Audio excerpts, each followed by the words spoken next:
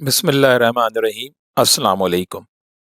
सैयदना अकील बिन अबी तालिब सैयदना अली के दूसरे नंबर के भाई थे। सैयदना अली 4 भाई तालिब, अकील, जाफ़र, अली और 2 बहनें हिंद उम्मे हानी और जुमाना बिनते अबी तालिब थे। इन सब की वालदा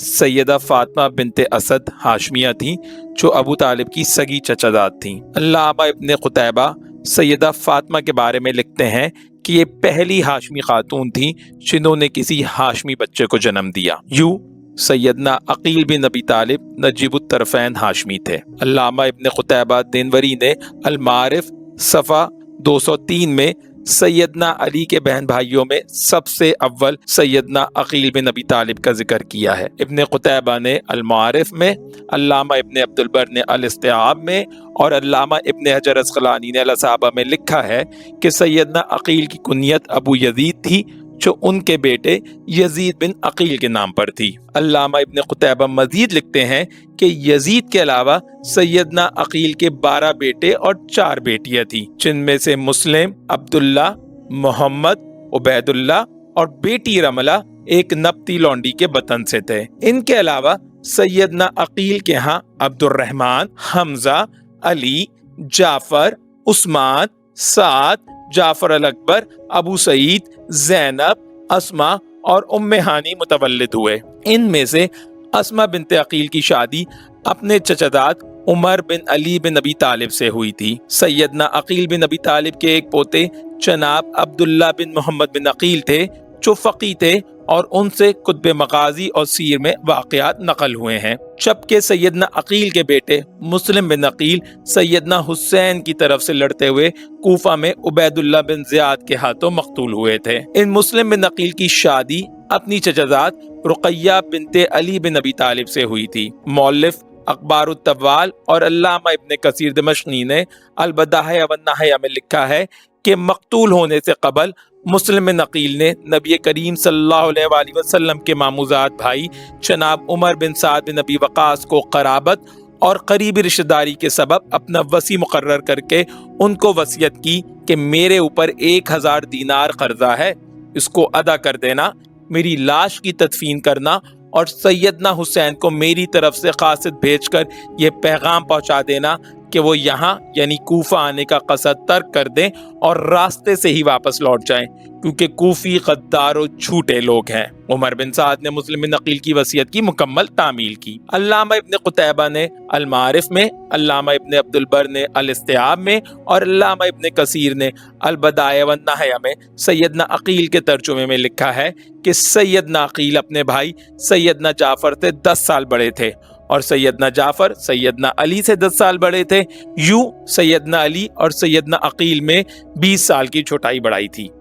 इब्ने कुतैबा मजीद लिखते हैं कि अबू तालिब की मिरास अबू तालिब के कुफर पर मरने के सबब उनके उस वक्त के गैर मुस्लिम फर्जंदान तालिब और अकील को मिली और अली और जाफर को अबू तालिब की मिरास का कोई हिस्सा ना मिला, क्योंकि ये दोनों हजरात मुसलमान हो चुके थे। अल्लामा अज़रक़ी अखबार मक्का जिल्द 2 सफ़ा 120 पर लिखते हैं कि मौलिदुन नबी सल्लल्लाहु अलैहि वसल्लम यानी वो मकान जिसमें नबी करीम सल्लल्लाहु अलैहि वसल्लम की विलादत हुई थी, अमीर हज्जाज बिन यूसुफ सक़फ़ी के भाई मोहम्मद बिन यूसुफ के मकान में शामिल हो गया था। नबी करीम सल्लल्लाहु अलैहि वसल्लम ने जब हिजरत की तो सैयदना अकील बिन अबी तालिब, जो उस वक्त तक इस्लाम ना लाए थे, उन्होंने मौलिदिन नबी सल्लल्लाहु अलैहि वसल्लम और हिजरत करने वाले दीगर हाशमियों के मकानात पर कब्जा कर लिया था। हज्जतुल विदा के साल जब नबी करीम सल्लल्लाहु अलैहि वसल्लम से पूछा गया कि या रसूलल्लाह सल्लल्लाहु अलैहि वसल्लम आप मक्का में कहाँ क़याम फरमाएंगे, तो आप सल्लल्लाहु अलैहि वसल्लम ने फरमाया कि अकील ने हमारे ठहरने की जगह बाकी ही कहाँ रखी है। ये मकान यानी मौलूदुन नबी सल्लल्लाहु अलैहि वसल्लम सैयदना अकील और उनके बेटों के कब्जों में उस वक्त तक रहा जब तक कि उन्होंने इसको मोहम्मद बिन यूसुफ सक़फ़ी को फरोख्त न कर दिया। मोहम्मद बिन यूसुफ सक़फ़ी ने अपने मकान जिसको अल बैदा कहा जाता था उसमें मौलूदुन नबी सल्लल्लाहु अलैहि वसल्लम को शामिल कर दिया था। मौलूदुन नबी सल्लल्लाहु अलैहि वसल्लम एक मुद्दत तक मोहम्मद बिन यूसुफ के मकान में शामिल रहा, यहाँ तक कि अब्बासी खुलफा मूसा और हारून की वालदा खैजरान जब हज करने आई तो उन्होंने मौलूदुन नबी सल्लल्लाहु अलैहि वसल्लम को खरीद कर मोहम्मद बिन यूसुफ के मकान से अलहदा कर दिया और यहाँ अदाए नमाज के लिए मस्जिद تعمیر کروا دی۔ سیدنا عقیل بن ابی طالب نے صرف مولود النبی صلی اللہ علیہ وآلہ وسلم پر ہی قبضہ نہ کیا تھا، بلکہ بقول علامہ ازرقی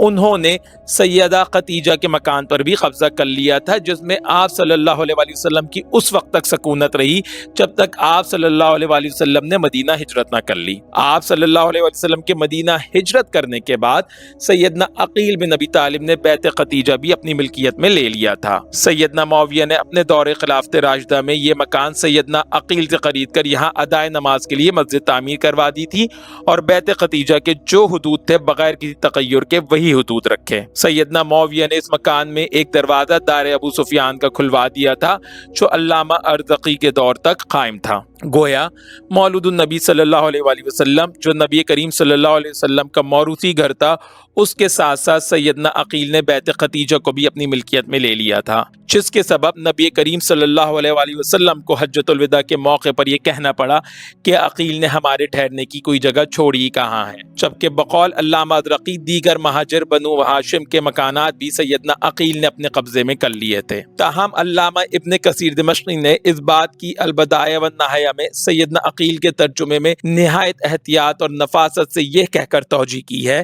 کہ سیدنا عقیل بن ابی طالب اپنے رشتہ داروں کے وارث ہوئے جبکہ وہ ہجرت کر کے اپنا مال مکہ میں ہی چھوڑ گئے تھے۔ ابن قتیبہ نے المعارف میں اور علامہ ابن حجر اسقلانی نے الاصابہ میں سیدنا عقیل کے ترجمے میں لکھا ہے کہ جنگ بدر میں مشرکین کی جانب سے شریک تھے اور مسلمانوں نے انہیں جنگی قیدی بنا لیا تھا۔ ان کے چچا سیدنا عباد بن عبد المطلب جو خود بھی جنگ بدر میں قیدی بن گئے تھے، انہوں نے اپنی رہائی کے بعد اپنے بھتیجے عقیل کو بھی 4000 درہم فدیہ دے کر چھڑا لیا تھا۔ علامہ ابن عبد البر جنگ بدر میں سیدنا عقیل کی شرکت سے متعلق لکھتے ہیں کہ سیدنا عقیل جنگ بدر میں بحالت مجبوری شریک ہوئے تھے۔ سیدنا عقیل بن ابی طالب کب اسلام لائے تو اس سلسلے میں مورخین اور تذکرہ نویسوں کے مابین اختلاف ہے۔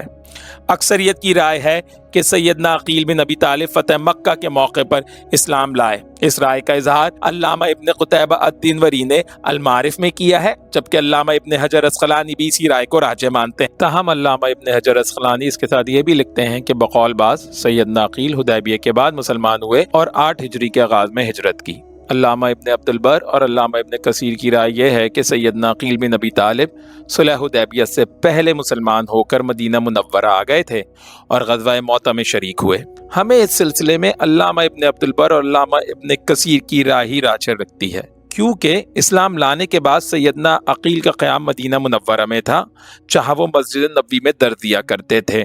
اور بقول علامہ ابن عبد البر مدینہ میں ان کا ایک گھر بھی تھا۔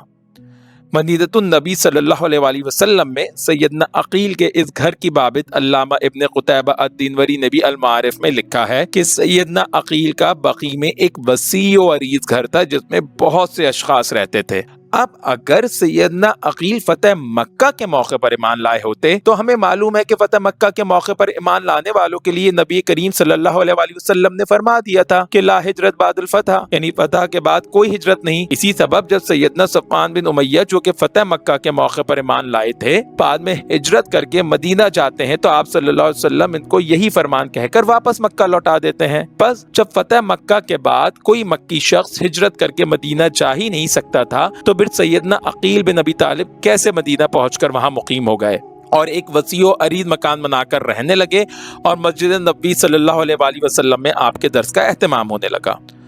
بس اس ناحیے سے اگر سیدنا عقیل بن ابی طالب کے قبول اسلام کی بات کو پرکھیں تو ہمیں ان کا اسلام قبل از فتح مکہ معلوم پڑتا ہے۔ ہماری اس رائے کو علامہ ابن حجر اسقلانی کا یہ قول بھی قوت دیتا ہے کہ فتح مکہ کے موقع پر سیدنا عقیل بن ابی طالب کا کوئی ذکر نہیں ملتا۔ زید بن بکار نے سیدنا حسن بن علی تک اپنی سند سے لکھا ہے کہ حنین کے روز ثابت قدم رہنے والوں میں سیدنا عقیل بھی تھے۔ تاہم علامہ ابن سعد اور ابن حجر اسقلانی اس سلسلے میں ان کی عدم شرکت کی بات بھی کرتے ہیں اور اس کی وجہ ان کا بیمار ہونا بیان کرتے ہیں۔ तहाम इब्न साद और इब्न हजर दोनों के बयान से महसूस होता है कि इस सिलसिले में उनके नजदीक ज़ुबैर बिन बक्कार का कौली मुहक्किक है। वल्लाहु आलम। सैयदना अकील बिन अबी तालिब आलिम और साहिब मगाजी थे। अल्लामा इब्न अब्दुल बर ने अल-इस्तिआब में सैयदना अकील के तर्जुमे में लिखा है कि मस्जिद नबवी में उनका दर्स होता था, जहां वो अपनी मखसूस नशिस्त पर बैठकर तुल्लाब इल्म को इल्मुल अंसाब और तारीख़ अरब की तालीम दिया करते थे। वो तमाम लोगों में सबसे ज्यादा हाजिर जवाब, ज़हीन और बलीग थे। अल्लामा इब्न हजर अस्क़लानी ने अल-असाबा में सैयदना अकील के तर्जुमे में लिखा है कि वो अंसाब कुरैश के आलिम थे और कुरैश की खुसूसियात और जंगों से वाकफियत रखते थे। लोग उनसे ये इल्म मदीना की मस्जिद में सीखते थे, फौरी और लाजवाब जवाब देते थे।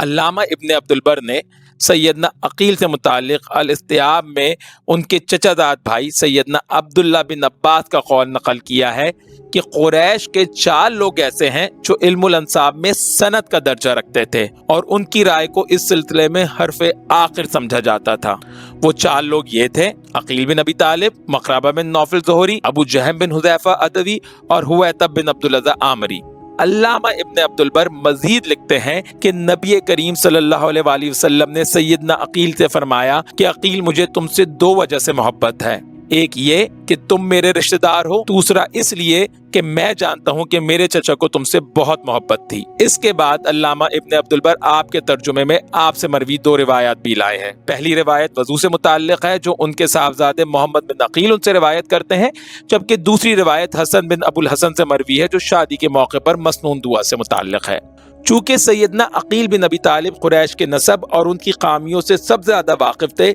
इसी सबब बकौल अल्लामा इब्न अब्दुल बर कुरैश ने उनके बारे में झूठी बातें रिवायत की। फिर सैयदना अकील अपने भाई सैयदना अली को नाराज करके सैयदना मौविया के पास चले गए थे। बस लोगों को उनके बारे में बदगुमानियां और झूठी बातें फैलाने का मजीद मौका मिल गया। अल-इस्तिआब तहत तर्जुमा अकील बिन अबी तालिब। इसके बाद अल्लामा इब्न अब्दुल बर इसी नौयत की एक झूठी खबर भी बयान करते हैं कि एक दफ़ा सैयदना मौविया ने सैयदना अकील की मौजूदगी में कहा कि अगर अकील मुझे अपने भाई अली से बेहतर ना समझते तो कभी मेरे पास ना आते। इस पर सैयदना अकील ने जवाब दिया कि मेरे भाई मेरे दीन के लिए बेहतर हैं और आप मेरी दुनिया के लिए, बस मैंने दीन के ऊपर दुनिया को तरजीह दी। अस्तग़फिरुल्लाह मिन अफ़वात ज़ालिक। अल-मुख्तसर सैयदना अकील बिन अबी तालिब का उस्मानी होना और मुशाजरात सहाबा के सिलसिले में अपने भाई के मुकाबले में तालिबीन क़सास उस्मान का साथ देना उनका ऐसा जुर्म बना दिया गया कि उनके बारे में जो हफ़्वात मुमकिन हुई रवायत कर दी गई। यहाँ तक कि अल्लामा इब्न हजर अस्क़लानी जैसे आलिम तक बिला तहक़ीक़ किए बात कह गए कि सैयदना अकील महज एक क़र्ज़ की वजह से सैयदना अली को छोड़कर सैयदना मौविया के पास चले गए थे। इस अमर की तफसील कुछ यूँ है